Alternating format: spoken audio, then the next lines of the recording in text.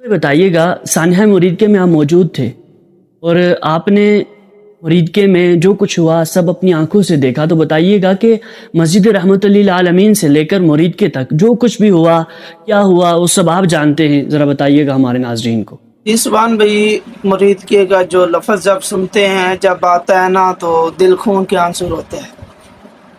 مرید کے میں کیا کچھ نہیں ہوا، مسجد رحمت للعالمین سے لے کر مرید کے تک کیا کچھ نہیں ہوا، کیا ہم آپ کو بیان کریں، کہاں سے شروع کریں، کہاں ختم کریں۔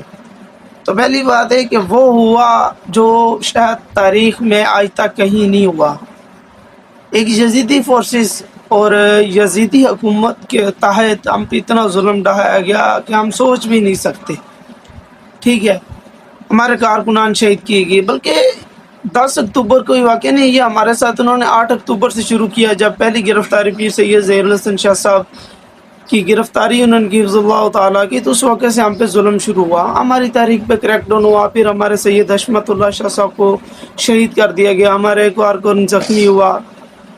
اس کے علاوہ بھی اگر ہم آپ کو رپورٹ دیں تو راوی ریحان شریف لے لیں، شادرہ لے لیں، پھر مرید کے تک لے لیں، جہاں بھی ہمارا پڑاؤ ہوا وہاں ہم پہ ظلم کیا گیا۔ ہم نے شادرہ کے اوپر پل کے اوپر پڑاؤ کرنا چاہا رات کے ٹائم، اس وقت ہم پہ حملہ ہوا، ہمارے کارکنان کو زخمی کیا گیا۔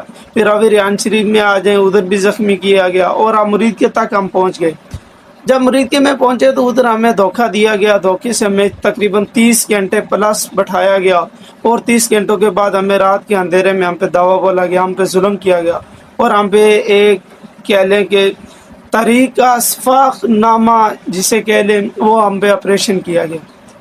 تو آپریشن کے دوران کیا کون سی فورسز تھی سوائے ریسکیو 11/1122 کے 11 بائی کے تمام فورسز ہمارے اوپر حملہ آور تھے۔